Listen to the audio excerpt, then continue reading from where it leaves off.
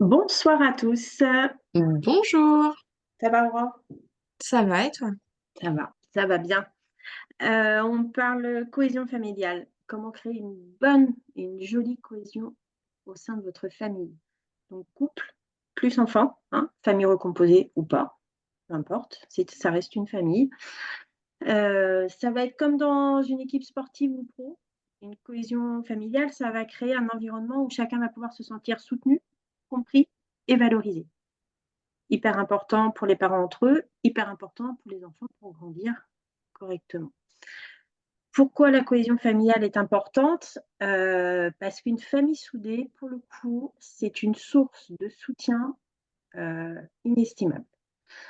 Heu, c'est quelque chose qui est ancré en vous et vous savez que quel que soit l'âge que vous avez, dans le futur, vous pourrez toujours vous tourner vers votre famille, que ce soit vos frères, vos sœurs, vos parents, peu importe. Elle offre un vrai refuge où tout le monde peut partager ses joies, ses peines, ses succès, heu et la cohésion familiale va aussi favoriser, la communication, la compréhension mutuelle et le respect des différences. Parce que, dans une famille, il y en a pas un pareil. Moi, j'ai 4 enfants, je peux vous affirmer que j'ai pas un seul enfant qui est pareil. Je suis composée avec chacun. Alors comment on fait ça? Comment on peut renforcer la cohésion familiale? On va vous donner des petits trucs, à vous de piocher ce qui vous intéresse et ce que vous vous sentez de faire.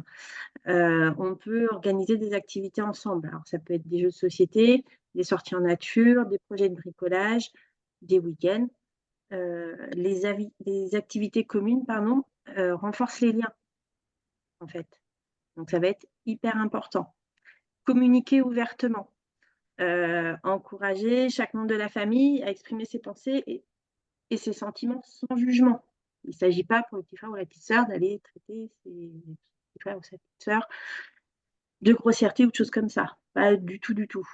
Nous, à la maison, personnellement, ce qu'on fait, bah, en général, une fois par trimestre, peut-être un peu plus, ça dépend, ça va dépendre s'il y a eu des tensions avant ou pas.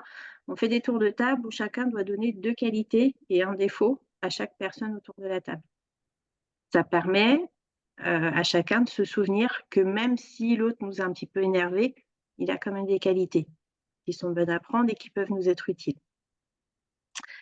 On célèbre les réussites tous ensemble. On prend le temps de reconnaître et de célébrer les accomplissements de chacun, petits ou grands, peu importe. Ça peut être, je sais pas, le petit dernier qui a appris à écrire son prénom à l'école et qui l'écrit super bien, celui qui a passé son BSR, enfin voilà, chaque étape, le papa ou la maman qui a trouvé un travail, qui a fait une formation, qui a eu, comment on dit? J'ai perdu mes mots, une promotion, peu importe en fait. Chaque pas, chaque chose est à célébrer tous ensemble. On établit des rituels familiaux, les repas du dimanche midi, les soirées cinéma, on crée des souvenirs partagés. Ça renforce, pardon, le sentiment d'appartenance, c'est hyper important. Nous, enfin moi je sais, perso, on fait, des petits apéros le vendredi soir. Voilà. Donc il y a pas forcément d'alcool parce qu'on n'est pas, on court pas après, mais ça peut être tout le monde un coca et 2-3 trucs à grignoter avant de manger le vendredi et c'est là où on partage un petit peu ce qu'on n'a pas eu le temps de se partager la semaine et c'est là aussi en général où on célèbre les petites choses, de chacun. Voilà. Soutenez-vous mutuellement, montrez de l'empathie et de l'entraide dans les moments difficiles.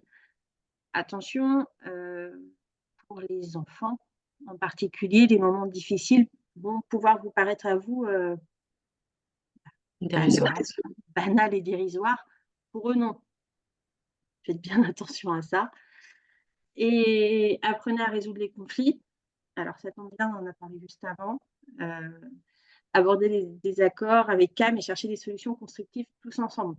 Hein, s'il y a un conflit entre les enfants, vous pouvez vous permettre en tant que parent de faire un petit peu l'arbitre, tout en gardant son calme, en prenant du recul sur la situation. Alors, cette cohésion familiale, elle ne va pas se construire en une fois, ni en une journée. C'est un processus continu qui va demander de l'attention et de l'engagement. Donc, il faut qu'il y en ait un dans la famille qui prennent le pas et tout le monde va suivre derrière. Il ne faut pas se décourager. Il faut faire petit à petit. Et vous allez voir que vous allez pouvoir renforcer les liens de tout le monde et avec tout le monde pour la cohésion familiale. Hyper importante, je trouve. Je me permets de rebondir, de partager les responsabilités, en fait, où vraiment chaque membre de la maison, du coup, participe aux tâches ménagères et aux décisions importantes. Ça permet de rendre responsable tout le monde et en même temps de décharger la charge mentale de la femme, accessoirement. Accessoirement, ouais, hyper important, le partage des responsabilités. Merci Aurore. Les enfants ne sont pas en sucre, hein. Ils peuvent enlever du linge de l'étendoir et plier 4 serviettes.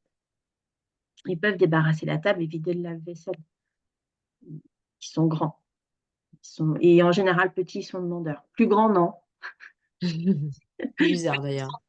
Petits, ils sont demandeurs et c'est justement plus facile de leur donner le pli. Donc oui, merci Aurore. Partage des responsabilités et des tâches ménagères, effectivement.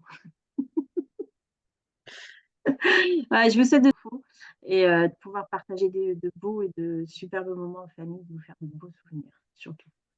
Belle soirée à tous. À bientôt. À bientôt.